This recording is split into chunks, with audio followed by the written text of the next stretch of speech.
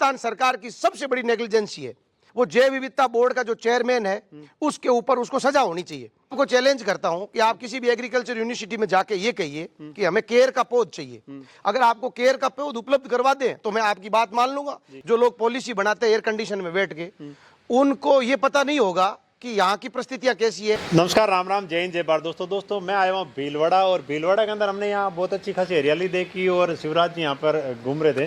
तो क्योंकि पर्यावरण और वन्य जीवों के संरक्षण से ये सदा जुड़े हुए हैं। शिवराज जी, ये इस प्रकार का जो सिटियों के अंदर रह के भी बहुत सारे लोग हैं जो प्रयास करते हैं कि हरियाली रखें, तो ये देख के कैसा लग रहा है आपको? देखिए, ये बहुत अच्छा लग रहा है और ये वही लोग रख सकते हैं जिनको पर्यावरण का महत्व पता है, या उनके संस्कारों में ऐसे संस्कार है कि पर्यावरण की रक्षा, और पर्यावरण की रक्षा के साथ साथ पर्यावरण के प्रति जो प्रेम होता है वो प्रेम घर से शुरू हो जाता है। और यही शायद ये अलग अमरचंद जी का घर है भीलवाड़ा में। तो इनके फादर जो मांगीलाल जी थे वो बहुत लंबे समय से पर्यावरणविद के नाम से विख्यात थे। वो पर्यावरण के लिए, जीव रक्षा के लिए बहुत काम किया उन्होंने। अपने बहुत व्यस्तम समय में से समय निकाल कर वो इसके प्रति देते थे। वो उनके संस्कार दिख रहे हैं कि उनके घर में भी इतना अच्छा गार्डन लगा रखा है। बहुत सुंदर। दूसरा, आप मतलब जिस हिसाब से संस्कार की बात की, और जो लोग मतलब जानते हैं इसके प्रति जागरूक है या जिनके संस्कार हैं वो ही कर सकते हैं, लेकिन आप भी कई बार कटाक्ष करते हो, जैसे सोलर कंपनियां हैं या बहुत सारी जो ऐसी कंपनियां हैं जो पर्यावरण को नुकसान पहुंचाती है, या बहुत सारे लोग हैं जो नुकसान पहुंचाते हैं। ये आपने तो ये मतलब इसकी क्या वजह है कि उन लोगों के संस्कार है नहीं, या ये विश्व का जो अगर हम कहें तो माहौल है वो चाहता है कि पर्यावरण बचे और विकास भी हो? देखिए, आपने एक बात कही कि सोलर कंपनियों की। हाँ। हमारा जो पश्चिमी राजस्थान है वो पश्चिमी राजस्थान में जोधपुर, बाड़मेर, जैसलमेर, बीकानेर, ये पश्चिमी राजस्थान है। ये मरुस्थल है, ये सबसे बड़ा थार मरुस्थल है। यहाँ पे सबसे ज़्यादा कमी है वो पानी की है। और पानी की कमी के साथ साथ यहाँ पे जो वनस्पति है वो बहुत रेयर वनस्पतियाँ यहाँ उगती है और वो सर्वाइवल करती है, जिसमें एक है खेजड़ी, रोइडा, झाड़, केर, इस टाइप की प्रजातियां हैं। वही प्रजातियां हैं जो सर्वाइवल के रूप में ऑक्सीजन देने के लिए काम आती है। वही है जो वल्चर के लिए और पक्षियों के लिए अपना बसेरा है। मतलब उनका रहन बसेरा वही है। प्रजनन हो, चाहे प्रजनन हो, उनके चाहे जीवन का हो, उनका जीवन यापन करना, वो उन्हीं पेड़ों के ऊपर उनका रहन बसेरा है। लेकिन लोगों का कहना है कि आप तो पर्यावरण के लिए लड़ रहे हो, लेकिन हमारे जीविका उपार्जन अब आप कहते हैं देखिए विकास करना चाहिए, हम विकास के विरोध में नहीं है। हाँ। परंतु सोलर कंपनियों के द्वारा ये हो सकता है, ये एग्जाम्पल भारत सरकार के लिए, जो कमरों में बैठ के जो लोग पॉलिसी बनाते हैं एयर कंडीशन में बैठ के, उनको ये पता नहीं होगा कि यहाँ की परिस्थितियां कैसी है, यहाँ का वातावरण कैसा है, यहाँ की जैव विविधता कैसी है, बायोडाइवर्सिटी क्या है। उन लोगों ने प्लान बना लिया। ये प्लान हर जगह जरूरी नहीं है कि लागू हो जाए। उन्होंने कहा है कि सोलर ऊर्जा से किसी टाइप का पर्यावरण को नुकसान नहीं होता।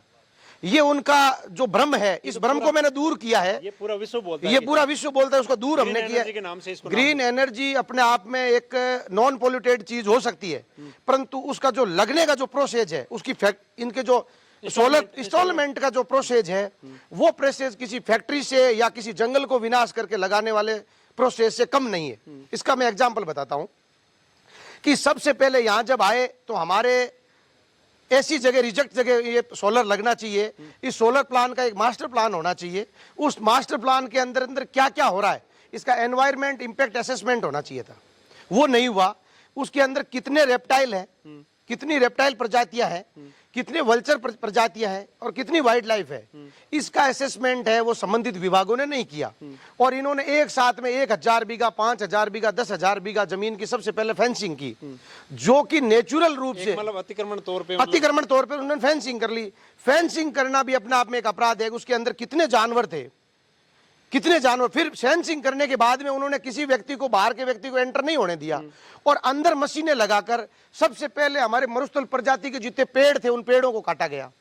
पेड़ों को काटने से हमारे जो पक्षी थे, वल्चर थे, जिनको विशेष प्रजाति के, विलुप्त प्रजाति के गिद्ध है या जो भी विदेशी पक्षी भी हमारे राजस्थान में आते हैं, फड़ौदी के आसपास है, जैसे कीचन है, उन जगह। दोस्तों, मैं आपको बता दूं कि हम उस विषय को लेकर चर्चा कर रहे हैं कि जो कुछ दिन पहले बहुत हाईलाइट हुआ कि 10,000 से ऊपर मात्रा के अंदर ओनली फॉर खेजड़ी के पेड़ काटे गए थे। उसके अलावा पेड़ों की तो कोई काउंटिंग भी नहीं हुई। तो उस विषय को लेकर ही, क्योंकि उसके बाद में भी इन्होंने बहुत सारे मुद्दे उठाए और बहुत सारे वन्य प्राणी इस प्रकार की फेंसिंग में मरे हुए भी मिले थे। तो उसी विषय को लेकर हम ये शिवराज जी जाखड़ जो हैं पर्यावरण से लंबे समय से जुड़े हुए, उनसे वार्ता कर रहे हैं। हाँ शिवराज जी, आप अपनी बात। फिर उसने फेंसिंग करने के बाद में सबसे पहले पेड़ काटे, पेड़ की वजह से वल्चर खत्म हुए, वल्चर के घोंसले भी नष्ट हुए, उनके नेचुरल आवास भी, नेचुरल हैबिटेट भी खत्म हुआ। उसके बाद उन्होंने खुदाई शुरू की। तो खुदाई शुरू की तो उनको पता नहीं है कि मरुस्थल में कौन कौन से रेप्टाइल यहाँ है। जितने भी रेप्टाइल थे उन रेप्टाइल को उन्होंने खोदने की वजह से उन्होंने अपना नेचुरल हैबिटेट खत्म किया। मैं आपको बता दूं, रेंगने वाले जीव और जो जमीन के अंदर जीव निवास करते हैं, रेप्टाइल मतलब इस प्रकार के जीव जिनकी बारे में जानकारी नहीं थी वहाँ पे प्लांट लगाने वालों को, और उन लोगों ने किस प्रकार मतलब जीवों को उन्होंने जो खड्डा खोदा उसके अंदर बहुत से 10 जीव उन्होंने देखे होंगे, परंतु उसमें कंक्रीट भर के उन्होंने अपनी वो जो है वो खड्डा भर दिया। कि उन्होंने पहले दिन खड्डा किया, दूसरे दिन उसके अंदर सीमेंट ग्रिड डाल के जो जानवर अंदर थे, जीव अंदर थे, वो सब खत्म कर दिए। वहां देखो कुछ एक शाकाहारी छिपकली है जिसको अपन देसी भाषा में सांडा कहते हैं। ये उस क्षेत्र में बहुत ज्यादा है और ये वन्य जीव श्रेणी 2 का जानवर है। उसको मारना भी बहुत बड़ा अपराध है। और वो क्या करता है कि जब आपके बहुत ज्यादा बरसात होती है तो पानी के ऊपर चादर जम जाती है, नीचे पानी बैठता नहीं है जमीन में, तो उनके बिलों के माध्यम से ये वाटर हार्वेस्टिंग का काम करता है। ठीक है ना, ये प्रकृति का इकोसिस्टम, अपना हर प्राणी का अपना महत्व है प्रकृति के अंदर बहुत बड़ा। मैं आपको चैलेंज करता हूं कि आप किसी भी एग्रीकल्चर यूनिवर्सिटी में जाके ये कहिए कि हमें केयर का पौध चाहिए। अगर आपको केयर का पौध उपलब्ध करवा दें तो मैं आपकी बात मान लूंगा कि विज्ञान बहुत आगे पहुंच चुकी है। कुछ चीजें जो प्रकृति के हाथ में है। रेप्टाइल को खत्म करने के बाद में, वल्चर को खत्म करने के बाद में जो उस क्षेत्र के अंदर वाइल्ड लाइफ थी, उसमें चाहे खरगोश था, लोमड़ी था, हिरण था, चिंकारा था, ब्लैक बक, जो भी जानवर थे, उन जानवरों को चारों तरफ से पैक किया गया। हर जानवर का इको सेंसिटिव जोन होता है कि एक जानवर विकट परिस्थितियों में कितने किलोमीटर दूर जाके वो अपना भोजन की तलाश कर सकता है, उसको इको सेंसिटिव जोन कहते हैं। उस जोन के अंदर किसी टाइप का कोई नॉइस वॉल्यूशन नहीं होना चाहिए। ठीक है, किसी टाइप का वायलेशन नहीं होना चाहिए, जो कि कंपनियों ने कानून को ताक पे रखकर, वन अधिनियम 1972 को ताक पे रखकर, और उन्होंने उनके अंदर ऐसा काम किया कि कुछ जानवर तो उनके पैक होने की वजह से उनको पानी नहीं मिला, तो पानी नहीं मिलने की वजह तड़प के मर गए। इस बात को हमने बहुत जोर दर से उठाया। गवर्नमेंट ने नहीं सुना, वन विभाग ने नहीं सुना, जिला कलेक्टरों ने नहीं सुना, क्योंकि बायोडाइवर्सिटी जैव विविधता है वो यूएनएसओ से मेंटेन होती है। इंडिया उसका मेंबर है। 2002 में भारत सरकार द्वारा कानून बन चुका है और ऑल इंडिया का जैव विविधता बोर्ड बन चुका है। राज्य सरकार राजस्थान में 2004 में इसका बोर्ड बन चुका है। इसमें इसका जैव विविधता बोर्ड है, उसका चेयरमैन है। चेयरमैन के बाद में जिला कलेक्टर इसके नोडल अधिकारी होते हैं, और एक जैव विविधता का एक रजिस्टर होता है ग्राम पंचायत स्तर पर। मतलब इतने छोटे स्तर पर ग्राम पंचायत का रजिस्टर क्या करता है, बायोडाइवर्सिटी में आपके गांव में कितने तो रेंगने वाले जानवर है, किस प्रजाति के रेंगने वाले जानवर है, वो वन विभाग की कौन सी शेड्यूल में आते हैं, उनकी प्रोटेक्शन के लिए क्या एक्ट बना हुआ है, वो उस रजिस्टर के अंदर दर्ज होता है। कितने पेड़ है, प्रजाति के पेड़ हैं, कितने चौपाए जानवर है, कितने जंगली जानवर है, उन सब की उस रजिस्टर के अंदर सूची होती है, जो यूएन है उसके लिए फंडिंग भी करता है और यूएन है उसको मॉनिटर भी करता है। राजस्थान सरकार की सबसे बड़ी नेग्लिजेंसी है कि सबसे पहले मेरा जो एक्शन है वो जैव विविधता बोर्ड का जो चेयरमैन है उसके ऊपर उसको सजा होनी चाहिए। उसके अंदर प्रावधान है कि उसने कोई एक्शन नहीं लिया इस चीज के ऊपर। 2 नंबर का जो अपराधी है हमारे लिए वो वन विभाग है। वन विभाग की प्रॉपर्टी है। मैं कह रहा हूं ये मेरा घर है और मेरे घर के ऊपर से एक लाइट चल रही है, बड़ी कोई वायर चल रहा है, और उसकी वजह से मेरे घर को उखाड़ के किसी ने फेंक दिया, तो मैं मेरा प्रोटेक्शन तो करूंगा ना कि मेरा घर बना था, यूआईटी का पट्टा था या नगर निगम का पट्टा था, मेरे बच्चे उसके अंदर थे, आपने मेरे घर को उजाड़ने से पहले, अपने विकास करने से पहले मेरे को कहीं पुनर्स्थापित तो करना था। सही बात है। तो जो जानवर उसके अंदर थे उनको कहीं बाहर निकालने की जिम्मेवारी वन विभाग को नोटिस देकर उनको आगाह करना था कि हमारी उसके अंदर प्रॉपर्टी है। वन्य जीव को यह पता नहीं है, वो जंगल खुला है, उस जंगल में ये कौन सा वन विभाग का है, वो पटवारी तो नहीं है ना, कौन सा राजस्व लैंड है, कौन सा गोचर है, कौन सा ओरण है, उसको इस बात का कोई पता नहीं। उसको तो अपना जीवन यापन करना, अपनी नेचुरल हैबिटेट बना ली है। जिस जानवर ने अपनी नेचुरल हैबिटेट बना ली है वो उस हैबिटेट को जीवन भर अपने जीते जी उसको नहीं छोड़ेगा।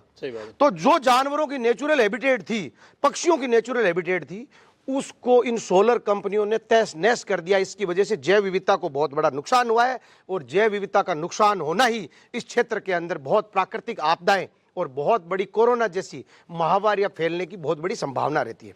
हमने राजस्थान सरकार को एक बहुत अच्छा सजेशन दिया कि आपके 1000 बीघा से अंदर कोई सोलर प्लांट लग रहा है, उस सोलर प्लांट का 30% एरिया आप ग्रीन बेल्ट में छोड़िए और उसकी बिल्कुल सटावा छोड़िए, ताकि आपको वहां पे जो भी आपने नुकसान किया है, जैव विविधता को नुकसान किया है, एनवायरनमेंट को नुकसान किया है, वाइल्ड लाइफ को नुकसान किया है, उस प्रजाति के जीव, उस प्रजाति के जो भी वाइल्ड लाइफ है वो उस क्षेत्र के अंदर निवास करें। वहां पे आप CSR फंड से वहां उसकी सुविधा करिए, ट्यूबवेल खुदवाइए, पानी की व्यवस्था करिए, तो आपको कुल मिला के हमारा उसमें कुछ न कुछ वो चीज बैलेंस हो जाएगी। उस चीज को हमने अक्षय ऊर्जा के MD को कहा कि आप अपनी नीति में परिवर्तन करिए। उन्होंने कहा हम सरकारों के गुलाम हैं। वन विभाग को कहा, वन विभाग ने कहा हम सरकारों के इशारों से चलते हैं। तो मैं ये मान के चलता हूं कि वन विभाग अगर सारी चीजें सरकार ही कर रहेगी तो आप पॉलिसी क्यों बनाते हो? आप तिनका किस बात की ले रहे हो? इसको खत्म कर दो। सरकारें हो सकती है कि आम जनता की भी सुन ले, हमारे जैसे लोगों की भी सुन ले। हाँ, फिर आपकी तो कोई जरूरत ही नहीं है। तो उन्होंने, वन विभाग ने और जैव विविधता बोर्ड ने, उन दोनों की सबसे बड़ी नेग्लिजेंसी पश्चिमी राजस्थान के इन जिलों में रही और हजारों जानवर, हजारों वल्चर और हजारों की संख्या में रेप्टाइल खत्म हो गए। इसका ताजा एग्जांपल आपको देता हूं कि हमने कोलायत की एक विक्रम सोलर कंपनी के नाम से कंपनी थी, उस कंपनी के अंदर एक मुकदमा दर्ज करवाया क्योंकि हमें वहां वन्य जीवों के अवशेष मिले। हमने प्रशासन को बुला के वहां से बरामद करिए। मुकदमा जैसे ही हमने दर्ज करवाया, नेचुरल हैबिटेट खत्म करने का भी मुकदमा, उसमें धाराएं जोड़ी और उनके 9/51 के वन अधिनियम के तहत भी मुकदमा दर्ज किया। मुकदमा दर्ज करवाते ही हमारा एक एग्रीमेंट हुआ कि जो वन्य जीव इस तारबंदी में जो पैक है उनकी सुरक्षा के लिए क्या, तो बोले सर हमें क्या चाहिए, क्या करना चाहिए? तो हमने कहा इनके लिए सबसे पहले पानी की व्यवस्था करो। तो उन्होंने तुरंत प्रभाव से दूसरे दिन 25 वाटर पॉइंट बढ़ा दिए। उनमें डेली पानी का कंजप्शन वो पूरा कर रहे हैं और उसकी रिपोर्ट हमें भेज रहे हैं। दूसरा, उन्होंने एक साइन बोर्ड बनाया जिसके अंदर वन अधिनियम का हवाला दिया कि किसी भी जानवर को नुकसान पहुंचाना, उसको वहां से भगाना, तारबंदी पैक करना, ये वन अधिनियम में अपराध है, इसमें 3 से 7 साल की सजा का प्रावधान। वो बोर्ड भी लगवाए। तीसरी चीज उन्होंने, सबसे बड़ी चीज जो बता रहा हूं, जिसने हथियार बनाया, वन विभाग ने एक हथियार बनाया कि आवारा कुत्तों के द्वारा जो फेंसिंग में कैद हिरण है, इनको इन कुत्तों के द्वारा शिकार करके मरवा दिया जाए ताकि हमारे पर कोई आरोप नहीं लगेगा। जबकि ये प्रावधान है कानून में कि आप किसी फेंसिंग में या अपनी जुरिडिक्शन के अंदर किसी को पैक करने के बाद में जानवर के पीछे कुत्ता लगा के भी करते हो तो वो हंटिंग इंस्ट्रूमेंट माना जाएगा, तो उस पर भी धारा लगेगी। वो धारा हमने वहां लगाई। तो वहां उस कंपनी का security guard, 6 security guard company ने लिखित में दिया है कि हम केवल और केवल इन हिरणों की सुरक्षा के लिए कुत्ते भगाने का काम करते हैं और कर रहे हैं वो आज। जब ये हमारी संस्थाएं, ऑल इंडिया जीव रक्षा विश्नोई सभा अपने स्तर पर प्रयास करके ये काम कंपनी से करवा सकती है, तो मैं आपको भी पॉजिटिव बात कर रहा हूं कि राज्य सरकार और वन विभाग ये काम उन कंपनियों को पाबंद करके क्यों नहीं करवा सकती? करवा सकती थी, परंतु उन्होंने नहीं करवाया और उसका परिणाम है कि हमारे पश्चिमी राजस्थान में बहुत भारी नुकसान हुआ है। उस नुकसान की पूर्ति आने वाले 20 सालों में नहीं होगी, परंतु समय रहते अभी भी वन विभाग सचेत हो जाए और जैव विविधता बोर्ड भी सचेत हो जाए और इन सब लोगों को पाबंद करें कि जहां पे सोलर लग रहा है उससे पहले उस जमीन को खाली किया जाए। संबंधित विभाग में अगर कोई जानवर है तो उन जानवरों को शिफ्ट करने का एक प्रोसेस है। अगर वाइल्ड लाइफ है तो उसको कर सकते हैं, वल्चर है तो उनके लिए कोई न कोई आप ऐसी जगह तो तैयार करोगे, हम लोग उनके रहने लायक एनवायरमेंट तैयार करो। अगर ऐसा नहीं होगा तो इस क्षेत्र के अंदर देखो, पश्चिमी राजस्थान में पानी वैसे भी नहीं है। सोलर कंपनियों को उनकी प्लेटें धोने के लिए पानी भी बहुत चाहिए। गवर्नमेंट धड़ाधड़ एग्रीमेंट कर रही है कि आपको नहर का पानी दिया जाएगा, तो नहर का पानी पीने के लिए नहीं है, इनको कैसे देंगे? तो ये क्या कर रहे हैं कि ये बंजर जमीन की बजाय ये ऐसी जगह आ रहे हैं जहां आबादी है। एक आपको बात बता दूं कि जोधपुर, बीकानेर और ये जो जोधपुर का एरिया है, बीकानेर संभाग दोनों का एरिया है, यहाँ विश्नोई कम्युनिटी के लोग रहते हैं। विश्नोई कम्युनिटी में सबसे ज्यादा वाइल्ड लाइफ है, जंगलों में नहीं है, विश्नोई कम्युनिटी के गांवों में है।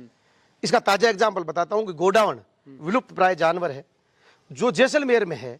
उनकी संख्या है वो लगभग 2/3 संख्या है वो विश्नोइयों के गांवों में मोरों के साथ, हिरणों के साथ घूम रही है। और एक नेशनल पार्क बना हुआ है, उस पार्क में संख्या 1/3 है। इसका मतलब कि जानवर वहीं रहेगा जिसको उचित वातावरण मिलेगा।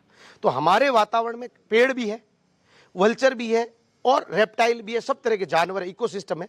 यहाँ सोलर ना लगे, सोलर ऐसी बंजर जमीन में लगे, नहर के ऊपर लगे, या उनका ऐसा मॉडल हो कि वो जमीन से 10 से 20 फीट ऊपर हाइट में लगाए, चाहे उसकी दीवार बना के लगाए। हमें उसमें देखो, विदेशों में हम देखते हैं, विदेशों में ऐसी परंपरा है कि सोलर को जमीन से 20 फीट ऊपर रखे। जमीन हमारे पास सीमित है, तो पशुधन भी है, चारागाह है। अब गवर्नमेंट लैंड थी, वो चारागाह थी, और उसको अलॉट कर दिया।